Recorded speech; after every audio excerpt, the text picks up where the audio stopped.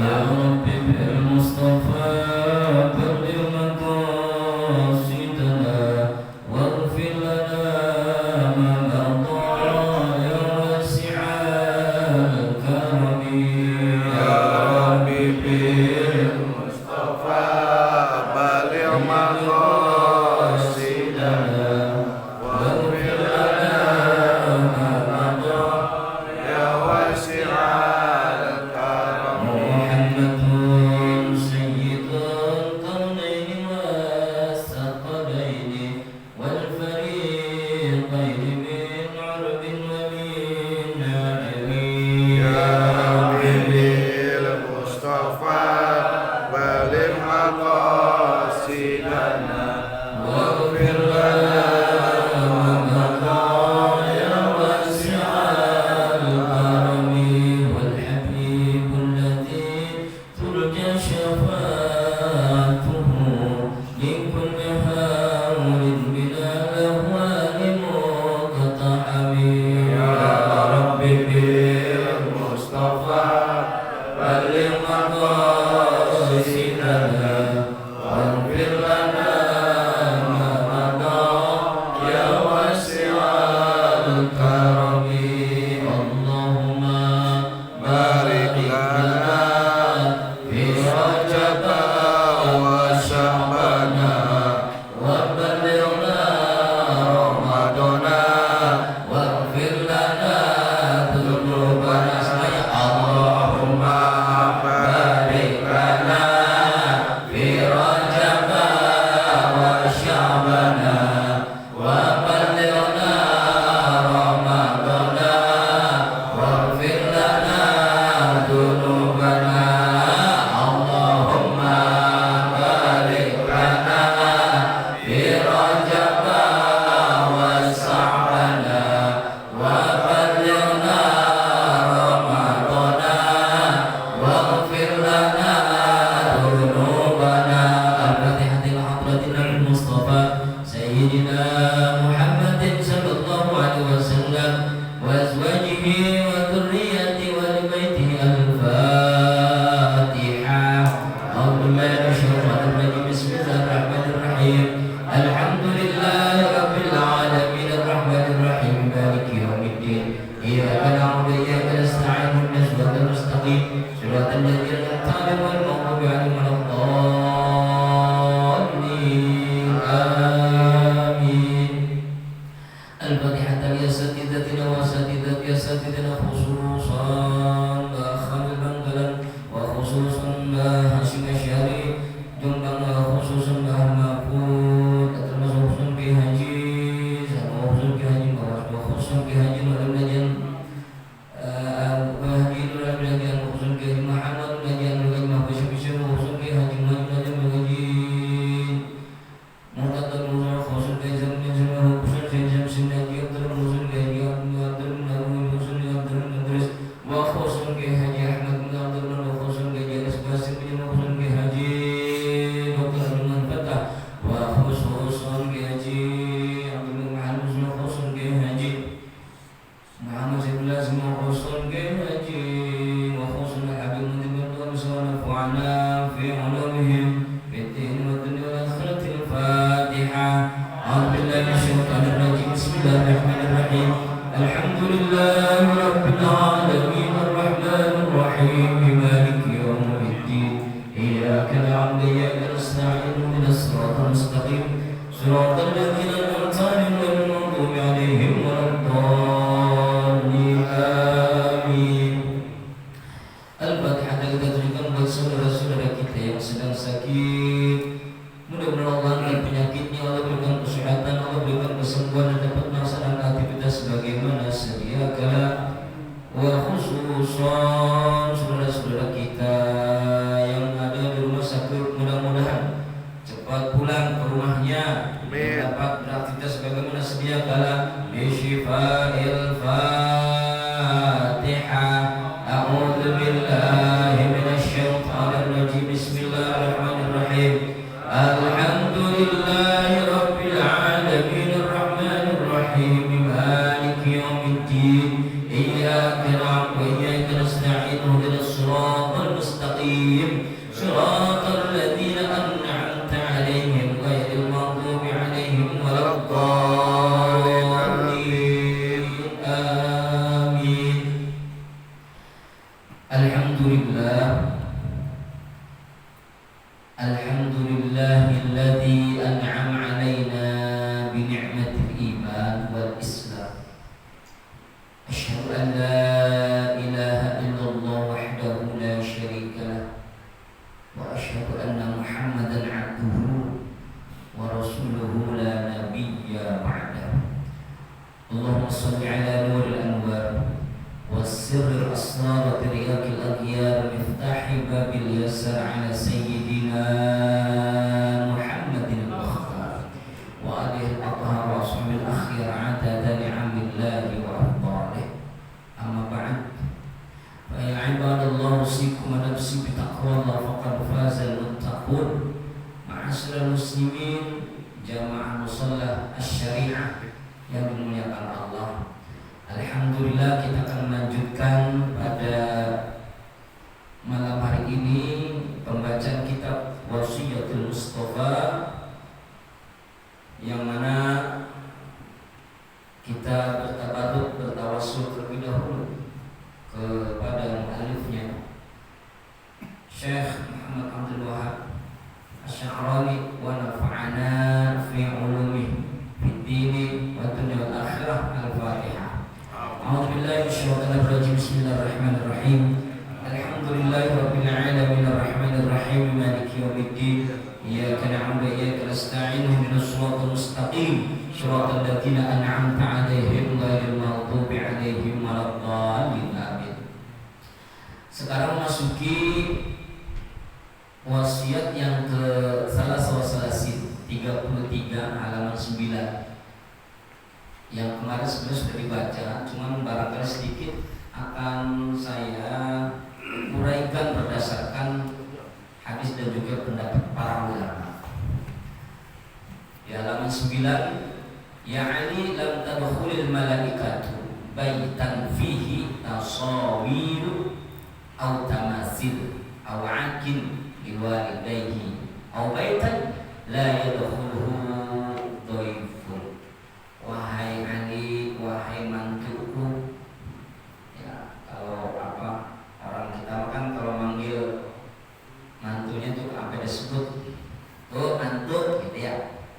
Ini pergaulan kita kalau orang Betawi, kalau orang Jawa nggak tahu kayak apa. Ya Ali, wahai Ali, lam tadkhul, asalnya malam tadkhul jazm. Jadi ketika ada amil nawasib atau amil nasab, amil itu istilahnya apa namanya, bukan amil yang mani mayat, bukan ya. Artinya ada tata bahasa, ada kosakata atau ada gaya bahasa yang berhubungan dengan ketentuan harokat yang dibaca tertentu, ya, tanda baca tertentu itu di apa namanya disesuaikan dengan amil yang masuk, yang melakukan perubahan harokat huruf, itu tuh amil tuh. Ya, jadi ini lam ini termasuk amil nasab. Amil nasab itu ada yang dibaca fathah, ada yang biasa jazm, ada yang dibaca kasroh gitu kan, kalau dalam ilmu nahwu. Nah, ada yang dibaca sukun. Nah, di sini lam ini asalnya tadkhulu, karena ada lam tadkhul. Nah, tapi kenapa di sini lam tadkhuli? Karena berhadapan dengan apa namanya al-qamariyah di situ. Apa al-qamariyahnya? Al-malaikatu. Jadi diwasol. Jadi kalau setiap ada huruf yang jazm, huruf yang sukun, itu berhadapan dengan huruf hidup di depannya, maka dia diwasol jadinya. Lam tadkhulil malaikatu tidaklah atau tidak masuk.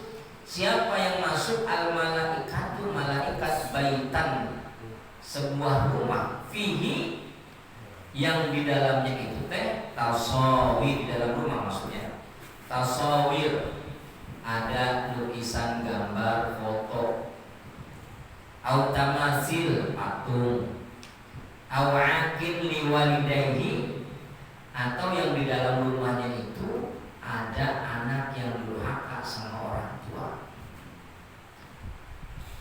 Ini pasti terjadi di lingkungan masyarakat tertentu.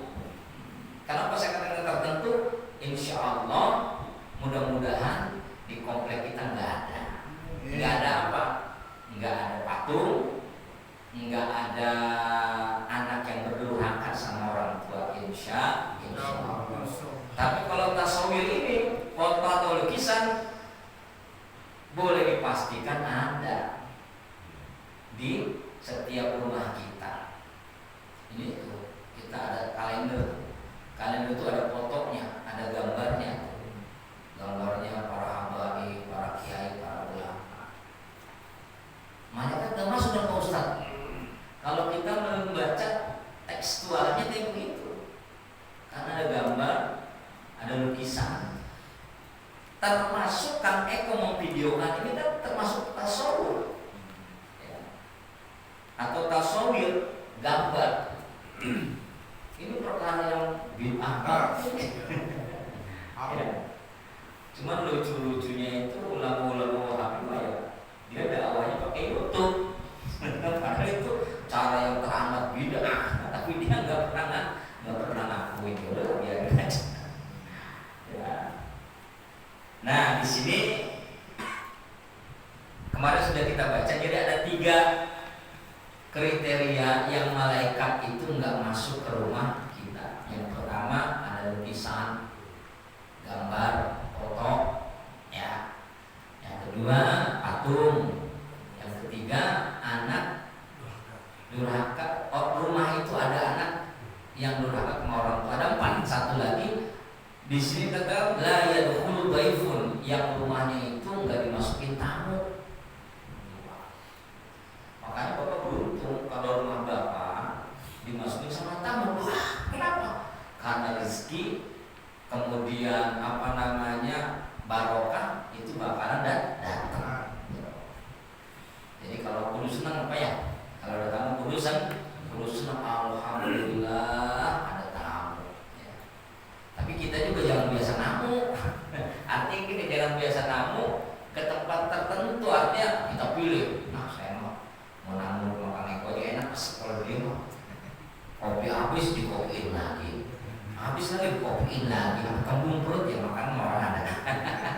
Misalnya begitu ya. Nah, arti kita tahu etika. Nah baik, jadi lukisan di sini artinya lukisan manusia, lukisan makhluk yang bernyawa gitu ya, bukan manusia aja, makhluk yang bernyawa, binatang atau boleh jadi tumbuhan bukan bernyawa. Ya.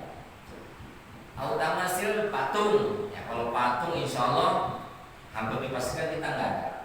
Ya. Pertama mahal, yang kedua juga kita nggak punya kepentingan apa-apa. Ya. Nah yang ketiga, anak yang udah kepada orang tua dan rumah yang nggak pernah datangin tamu. Nah di sini saya sedikit akan merujuk kepada beberapa keterangan. Yang pertama dari baginda Rasul, an Ubaidillah bin Abdillah nahu dakhala ali Abi Talha al-Ansari ya'uduhu fa wajada indahu Sahla bin Hunayf fa amara Abu Talha insanan yanzi'u namaqan takhtahu faqala lahu Sahal lam tanzihhu qala li anna fihi tasawir wa qad qala fiha Rasulullah sallallahu alaihi wasallam ma qad alimta qala alam yaqul illa ma kana raqman fi thawbin qala bala walakinnahu atyabun nafsi. Diriwayatkan dari Ubaidillah bin Abdullah bahwa ia berkunjung pada Abu Talhah Al-Ansari untuk menjenguknya. Di sana terdapat Sahal bin Hunayf. Lalu Abu Talhah memerintahkan seorang untuk melepaskan tikar yang ada di bawahnya. Melihat hal tersebut, Sahal bertanya, kenapa engkau melepasnya, artinya ngegulungnya? Sebab pada tikar itu terdapat gambar lukisan, dan Rasulullah SAW telah mengatakan tentang larangan menyimpan gambar seperti halnya yang engkau tahu. Jawab Abu Talhah, bukankah baginda Rasul mengatakan kecuali gambar yang ada di pakaian? Sanggah Sahal, iya memang, tapi melepaskan tikar lebih menenteramkan hatiku, ungkap Abu Talhah. Kemudian dalam keterangan yang lain bahwa maka dapat dipahami bahwa gambar yang disepakati keharamannya adalah gambar yang terkumpul. Di sini anal majma' ala tahrimihi min taswiril akwan majtama'a fihi khamsah. Yang dipahami dan disepakati keharamannya adalah gambar yang terkumpul di dalamnya 5 hal. Yang pertama, gambar berupa manusia ataupun hewan. Yang kedua, gambar dalam bentuk yang sempurna. Tidak terdapat sesuatu yang mencegah hidupnya gambar tersebut. Gambar sempurna itu dari ujung rambut sampai ujung kaki, dari ujung bulu sampai ujung kuku, begitulah kira-kira. Nah, itu yang kedua. Kemudian dari yang kedua ini tidak terdapat sesuatu yang mencegah hidupnya gambar tersebut, seperti kepala terbelah, separuh badan, perut, dada, terbelahnya perut, terpisahnya bagian tubuh. Artinya kalau gambar-gambar yang tadi disebutkan sempurna dari ujung rambut sampai ujung kaki, itu yang tidak dibolehkan, gitu kan? Kemudian kalau hanya separuh-separuh mah itu masih bisa dipermaklumkan. Karena itu nggak mungkin akan mendatangkan pertanggungjawaban. Kemudian ketiga, gambar berada di tempat yang dimuliakan. Gambar yang berada di tempat yang dimuliakan, bukan berada di tempat yang bisa diinjak dan direndahkan. Ya, misalnya ada foto, ada gambar, ditaruh di tempat, ya seperti foto-foto ulang-ulang itulah ya, kita taruh di tempat yang tidak sesuai, misalnya di keset, ya kan, atau di tempat kotor, hammam atau di toilet maksudnya. Gambar yang berada di tempat yang dimuliakan, bukan berada di tempat yang bisa diinjak dan direndahkan. Keempat, terdapat bayangan dari gambar tersebut dalam pandangan mata. Yang kelima, gambar bukan untuk anak-anak kecil dari golongan wanita. Jika salah satu dari 5 hal di atas tidak terpenuhi, maka gambar demikian merupakan gambar yang masih diperdebatkan di antara ulama. Meninggalkan atau menyimpan gambar demikian merupakan perbuatan yang lebih wiroi. Artinya nggak ada foto, nggak ada apa-apa, itu lebih baik. Karena untuk menjaga kekhawatiran. Saya beberapa waktu yang lalu pernah ke Abu Mufassir. Itu ada tulisan dilarang melakukan tindakan pemotretan. Tuh, ya. Dilarang membawa HP. Karena emang gak ada gambar lah. Ya, karena ingin menjaga dirinya dari hal-hal yang memang tidak dianjurkan oleh baginda Rasul. Nah, ini anggapan ini atau pendapat ini adalah pendapat Sayyidil Walid Sayyid Alawi Al-Malik Al-Hasani di dalam kitab Majmu' Al-Fatawa Warasail di halaman 213. Jadi klasifikasi perbedaan pendapat mengenai gambar dihimpun secara runtut dalam kitab Rawa'i Al-Bayan dengan mengutip pandangan Imam An-Nawawi. Wa qala al-Imam An-Nawawi Inna jawaza ittikhadi as-suwar innama huwa idza kanat la dhilla. La dhill, tidak ada bayangan. Nah, di sini terangkan Al-Imam An-Nawawi menjelaskan bahwa boleh menggunakan gambar, foto, lukisan yang tidak memiliki bayangan. Selain itu gambar tersebut juga bisa atau biasa diinjak atau direndahkan, penggunaannya seperti bantal. Ya. Kalau seandainya gambar orang-orang tertentu ya jangan. Al-Imam Ibnu Hajar Al-Asqalani mensyarahkan kitab Imam Bukhari mengatakan kesimpulan dalam penggunaan gambar bahwa sesungguhnya jika ada gambar memiliki berbentuk tubuh, anggota tubuh, jism itu dari ujung rambut sampai ujung kaki itu namanya jism. Ya. Maka tidak diperkenankan, tidak boleh secara ijma. Jika gambar hanya sebatas rakam atau gambar dalam baju, maka terdapat 4 pendapat. Ada yang mengatakan boleh mutlak, secara mutlak. Jadi intinya ada yang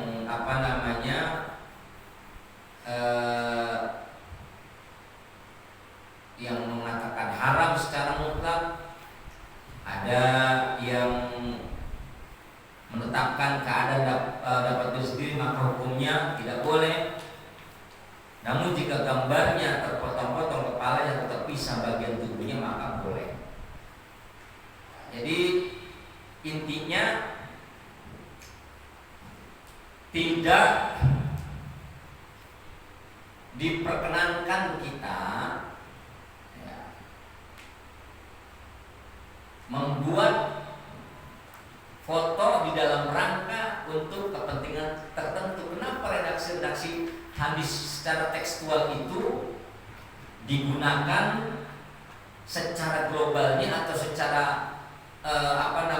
umumnya itu bahwasanya tidak dibolehkan. Nah, ini ada asbabun wurudnya. Kenapa sekarang kok banyak di rumah-rumah kita ini foto lukisan? Ya. Karena memang itu masih sebatas pembolehan. Ya. Karena yang pertama, foto-foto yang ada pada diri kita ini bukanlah bentuk jism, gitu kan? Bukanlah bentuk anggota tubuh yang sempurna. Ada foto setengah badan, gitu kan?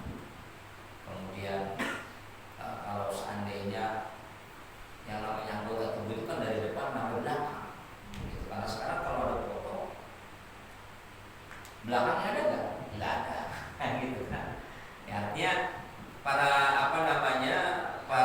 ulama ini memang masih berbeda pendapat. Artinya ada yang membolehkan, ada yang tidak membolehkan. Nah, sekarang kita mengambil kebijakannya. Selama kita tidak memiliki nilai-nilai tertentu dengan gambar yang ada di sekeliling kita, ini adalah hal yang dibolehkan. Yang pertama, yang kedua, bahwa sesungguhnya teks hadis yang terdahulu itu ada beberapa asbabul wurudnya. Karena dahulu pada masa Rasulullah setelah beliau hijrah ke Madinah, itu memang hal-hal yang sifatnya berbau simbol-simbol yang pernah menjadi keyakinannya itu memang tidak dibolehkan. Khawatir apa? Khawatir ini akan mengganggu keimanannya. Ya. Nah, makanya dengan konteks kekinian ada orang yang masih pakai foto, ya apalagi ya zaman sekarang ngaji kalau nggak diliput kayaknya bagaimana gitu rasanya. Padahal nggak ada anjuran. Tetapi kalau dilihat dari nilai fungsinya, oh ternyata ngaji saat diliput ini bisa bermanfaat. Apa manfaatnya? Orang yang nggak hadir bisa tahu gitu. Oh, ternyata di gereja saya ada pengajian, ada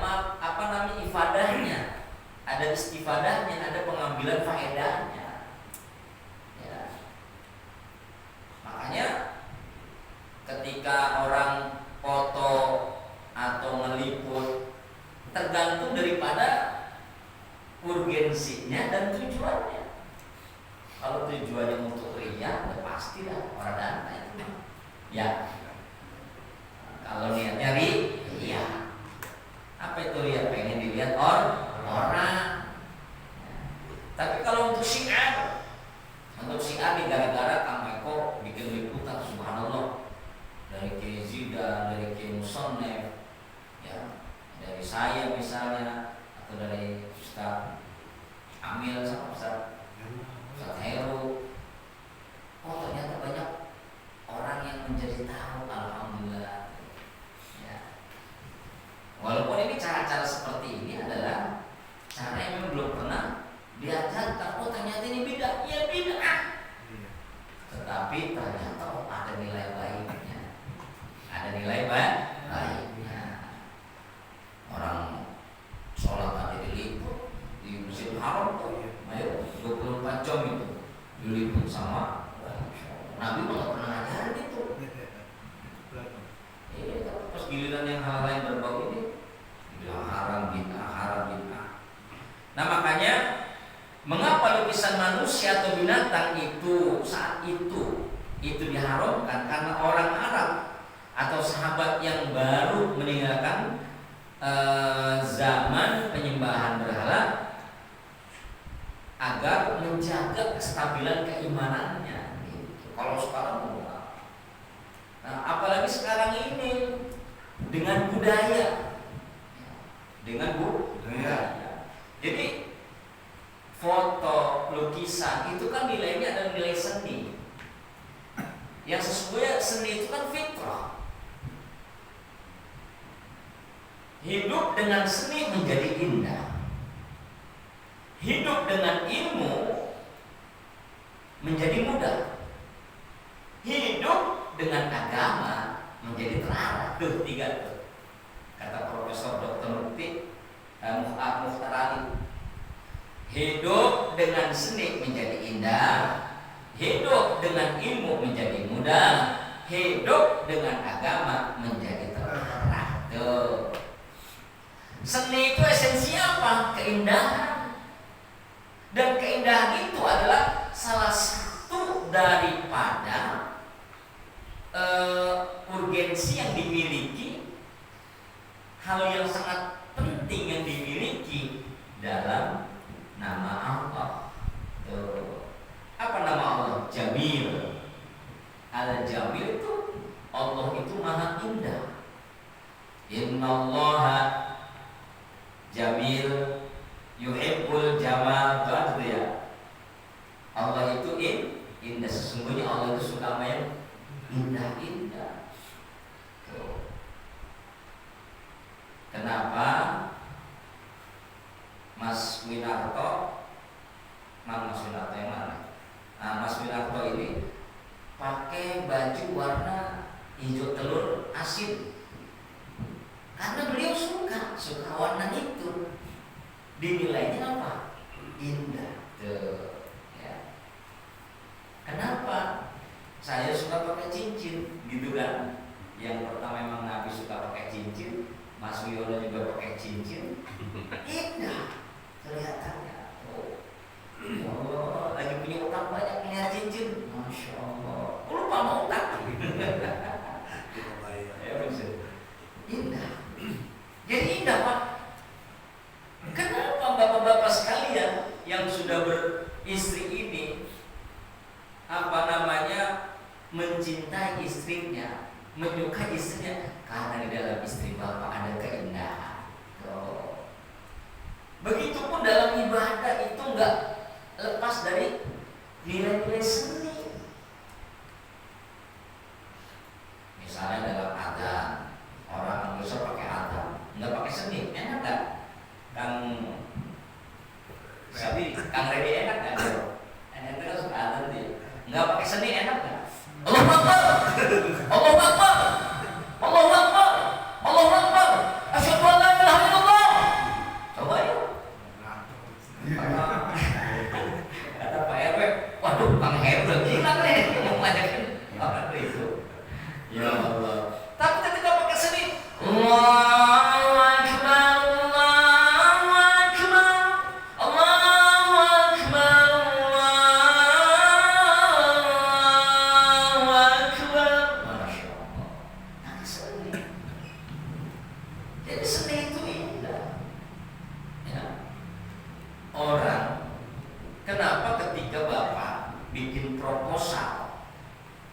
itu harus ada mukadimah, karena itu ada nilai seninya.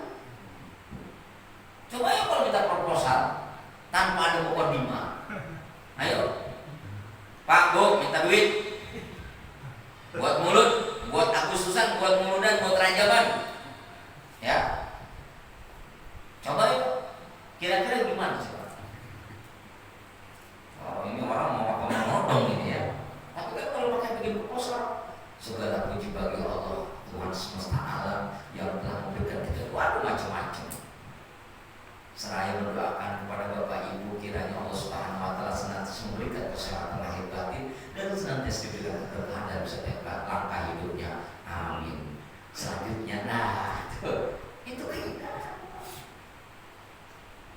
Orang berbicara seni itu merupakan bagian daripada nilai kehidupannya. Al-Quran sendiri adalah sumber daripada seni. Al-Quran adalah sumber seni, Pak. Apa? Gaya bahasanya, tata bahasanya. Orang bego aja, Pak, itu nggak disebutkan orang bego dalam Al-Quran. Apa kata Al-Quran? Kalau kita mau dasar goblok, dasar tolong gitu ya. Kalau Al-Quran afala tatadzakkarun, yang kamu kagak mikir bahasa kitanya tuh. Tapi kalau Al-Quran afala tatadzakkarun, afala tatafakkarun. Tuh. Al-Quran itu sumber daripada seni. Tadi saya baca Al-Fil. Alam tara kaifa fa'ala rabbuka bi ashabil fil. Belakangnya. Alam yaj'al kaidahum apa? Alam tara kaifa fa'ala rabbuka bi ashabil fil. Alam yaj'al kaidahum fi tadlil wa arsala alaihim tayran ababil tarmihim bi'ijaratin min sijil faj'alahum ka'asfin ma'kul. El-Sur itu dalam bahasa apa namanya, balaghahnya itu namanya saja', as-saja'. Kalau orang dulu banyak Pak, para penyair-penyair. Jadi Al-Quran itu bahasanya bahasa yang teramat sangat luar biasa indahnya. Mengancam aja dengan pakai keindahan. Mengancam aja pakai hadza ma kanaztum. Jadi pakai bahasanya bagai bahasanya yang luar biasa. Hadza ma kanaztum li anfusikum. Kalau bahasa kita mampus loh gitu, tapi kalau bahasa enggak begitu indah. Karena apa? Innallaha jamilun. Karena Allah itu maha indah. Coba Allah menciptakan dunia ini, indah enggak Pak? Itu perwujudan betapa indahnya Allah Subhanahu. Ciptaannya aja begitu indah, sangat luar biasa indah. Ya. Ada salah satu ustadz di YouTube itu mengharamkan wayang misalnya. Iya, boleh aja, silakan aja. Kalau seandainya dia mempunyai keyakinan bahwasanya ini termasuk menyuruh apa namanya sama aja, ya sama aja tamasil berhala.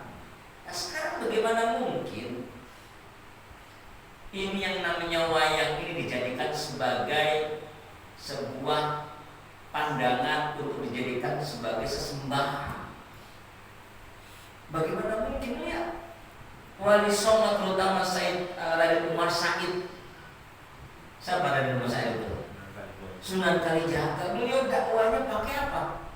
Pakai keliningan, pakai wayang. Ada Raden Rahmat, ya ahli gamelan. Nah kalau seandainya mereka itu para habaib, itu kan Wali Songo kan para habaib. Para habaib masuk ke Indonesia. Apa ini? Gamelan haram. Nah, bagaimana bisa ngomong macam itu? Apa ini wayang haram?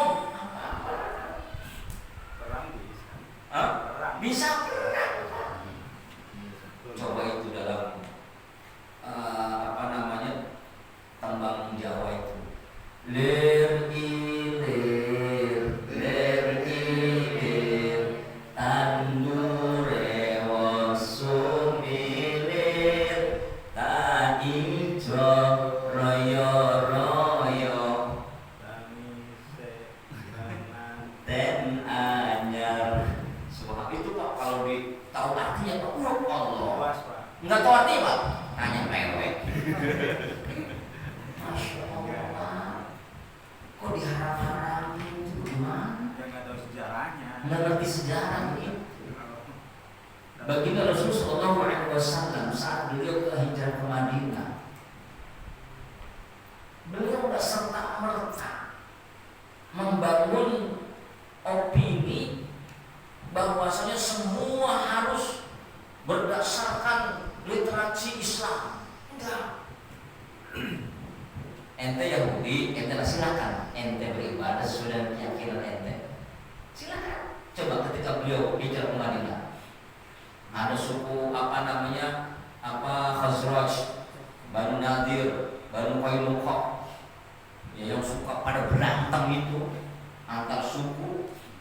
Nabi masuk ke Madinah, Nabi justru membuat tataran kehidupan tamadun. Artinya apa? Mereka itu disatukan. Ayo kita hidup bersama-sama. Sekarang ini kan penguasaan dalam dalam pemerintahan kan bagi Rasul yang mengatur. Nabi nggak langsung, ente nggak masuk Islam. Kenapa? Kalau ente masuk Islam neraka, ente bakal enggak. Silakan ente mau mempertahankan keyakinan ente. Kalau ente, tapi ente harus taat dengan aturan negara. Nih negara ini aturan negara kayak begini. Ente harus taat. Kalau orang Islam dikenakan namanya zakat. Ente bayar pajak namanya dia, ya, tuh diatur. Jadi nggak serta merta. Wah, mau Islam, coba lihat sudah kali diangkat. Syekh Hidayatullah. Nih kita nih salah satu wasilah kita bisa berislam. Ya salah satunya Syekh Hidayatullah. Waliullah dari Jawa Barat, Cirebon. Punya anak Maulana Hasanuddin, punya yang Banten, Maulana Hasan punya anak Maulana Yusuf. Masya Allah. Bapaknya dari Jawa Tengah, bapaknya dari Jawa Timur. Itu wasilah para wali. Makanya kita bersyukur. Ya. Jadi golek itu bukan buat sesembahan. Lagian golek juga atau wayang itu bentuknya bukan seperti bentuk manusia, ya bentuk yang model seperti kayak begitu. Mana ada manusia tangannya panjang sampai kaki, mana ada yang mukanya kayak begitu. Nah, itu hanya memang istilahnya itu tadi nilai seni. Cuma banyak juga orang yang ini Pak, merusak seni. Lagu itu kan indah Pak. Kenapa lagu indah? Karena ada nilai seninya. Coba di Maulid Tiba, Maulid Barzanji, Maulid Adia Ulami, Sintu Duror. Masya Allah. Ayo Mahluk ya Nabi salam alaika. Ada yang begitu. Ada yang begitu. Ya Nabi salam alaika. Ada yang begitu. Ada lagi yang khas MR. Ya Nabi salam alaika. Ada yang begitu. Salawat Jibril. Sallallahu ala Muhammad. Sallallahu alaihi wasallam. Sallallahu ala Muhammad. Sallallahu alaihi wasallam. Enak apa?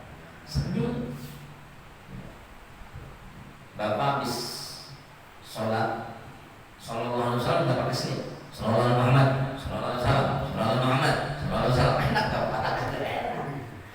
Kenapa Bapak dilakuin? Sallallahu ala gimana Pak?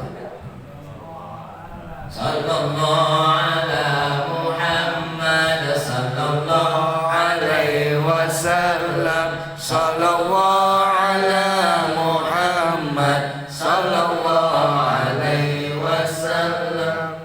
karena ada nilai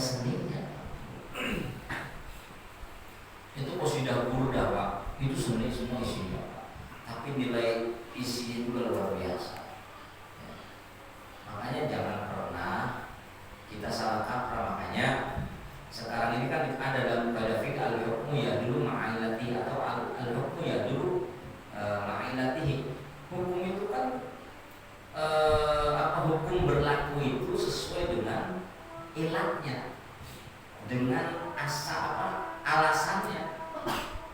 Kenapa dia di musola ini harus pakai masker misalnya, diterapkan ya karena ada ilatnya, ada alasannya. Nah makanya intinya bahwa kalau foto-foto yang ada di rumah kita ini kebanyakan ulama membolehkan, walaupun banyak orang yang ada ulama juga yang tidak membolehkan ya. Jadi tergantung daripada niat kita. Sekarang kalau foto nggak boleh, yang namanya kita mau berangkat kemana-mana harus ada paspor. Paspor kan perlu foto, ijazah ada foto. Ayo, ijazah sekarang harus ada foto ya, Pak. Iya, KTP bapak udah foto. Harusnya model-model ulama-ulama Wahabi yang mengharamkan foto atau gambar, ya dia nggak usah bikin KTP, dia nggak usah bikin paspor. Terus gimana dong? Ya udah tinggal di mana kayak jangan di sini. Ya ribet baik, yang ribetin. Ya.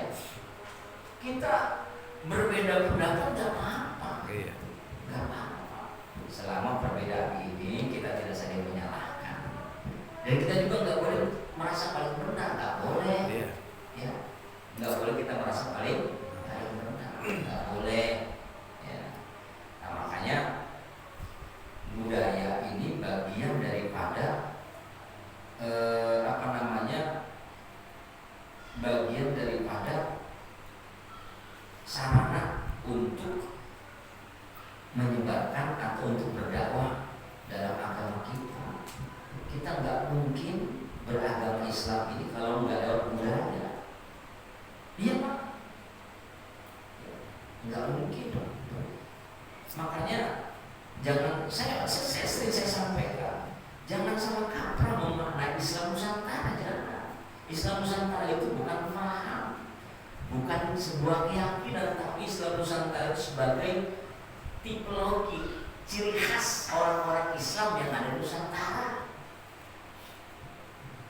Nih, semua sholatnya, bajunya pakai baju apa? Baju kita, baju Indonesia. Baju koko itu baju Cina, tangan ekor, iya kan? Yang kita apa? Nih sarung. Sarungnya. Sarung. Ini Nusantara. Baju koko yang dipakai sama kita ini, saya di baju koko itu asal dari Cina sebenarnya. Ya. Tapi kan ada nilai manfaatnya. Kalau orang Arab pakai gamis, nggak pakainya. Kita pakai peci itu. Ada yang pakai belangkon. Itu ciri khas. Ya. Jadi bukan orang Islam Nusantara sholatnya juga pakai bahasa daerah. Yang enggak ada yang begitu. Siapa yang bilang begitu? Enggak ada. Ya salah. Enggak akan dibenarkan ketika kita sholat pakai bahasa Jawa misalnya. Ya. Gusti Allah nu agung. Apa bahasa Jawa yang dengan menyebut nama Allah? Ya. Utawe iki wah macam-macam. Enggak, tidak dibenarkan kayak gitu. Ya. Jadi kemudian terkait dengan patung di kita ini tidak ada di lingkungan kita. Ya. Jadi kita nggak perlu lagi beli atau bikin patung karena itu jelas. Ya. Nah, tetapi kalau patung yang bentuk patung ini di dalam rangka untuk tarbiyah, ada kemanfaatan untuk pendidikan, edukasi itu masih dibolehkan. Misalnya anak-anak sekolah kita belajar tentang anatomi tubuh manusia, itu kan ada ada patung orang kan, coba itu apalagi belajar biologi itu kan ada jantungnya segala macam. Kalau buat edukasi apa? Sekarang kita gimana pengen ngerti anatomi tubuh manusia kalau nggak ada media pembelajaran. Nggak ada pembelajaran itu penting. Untuk apa? Untuk kita semakin menambah wawasan wawasan dan keyakinan. Ya baik, barangkali ini saja.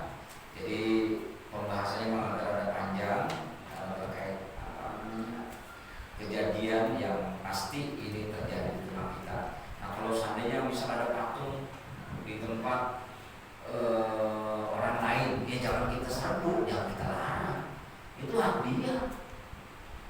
Mas, kan gue bilang ya itu hak dia, udah terserah. Yang penting kita udah paham. Ya, misalnya bapak kembali, oh ada patung, ayo kita hancurin lah jangan. Lah emangnya di sini, lah jangan Pak. Kita punya punya tetangga orang non muslim misalnya, dia beragama Hindu atau beragama Buddha, dia kan ada simbol-simbol agama ibadahnya lah ya, ya kan? Simbol Tuhan misalnya ya. Woi, ini wah jangan Pak, kita harus hargai ya, silakan itu keyakinan ente. Jangan kita jangan kita larang, nggak boleh ya, karena memang kalau zaman Nabi Ibrahim ya, karena memang caranya seperti itu. Jadi jangan disamakan kita. Ya. Nah jadi ini malaikat yang nggak masuk rumah kita. Ya. Ada lukisan bentuk tubuh manusia yang penuh utuh, pokoknya benar-benar utuh lah. Ya. Malaikat nggak akan masuk. Ya. Kalau kita pengen punya lukisan, udah lukisan yang mengandung barokah. Apa itu? Foto orang tua kita, abah ibu kita, engkong nenek kita, dan juga guru-guru kita pajang, kita pandangin wajah bapak kita, ayah ibu kita. Oh, ini keramat kita. Ya. Karena seni itu kan kalau wasilah karena seni ini bisa membangkitkan kita rasa cinta, itu kan dapat pahala. Ya. Jadi orang foto-foto artis, lalu itu artis Hollywood cuma pakai utang doang. Ini malaikat itu bakal kasih ya udah wajar. Ya, foto-foto yang manfaat yang punya nilai. Foto keluarga apa? Foto keluarga. Ya foto keluarga ya nggak apa-apa ya, nggak apa-apa ya. Karena ada nilai kemanfaatan. Pertama kita menunjukkan semakin cinta sama keluarga, dan untuk kita ini tahu bahwasanya kita ini sudah berkeluarga. Jadi pengen tangan sono tengok sini, colek sono colek, aduh iya saya punya anak istri tuh ya. Jadi begitu. Jadi foto gini dibawa Mas Win ya. Foto gini dibawa, foto gini. Iya ini Bang. Kenapa? Fotonya yang lain. Ya subhanallah wa bihamdika asyhadu an la ilaha illa anta astaghfiruka wa atubu ilaik. Mohon maaf wa maaf ya kalau. Assalamualaikum warahmatullahi wabarakatuh. Waalaikumsalam warahmatullahi wabarakatuh.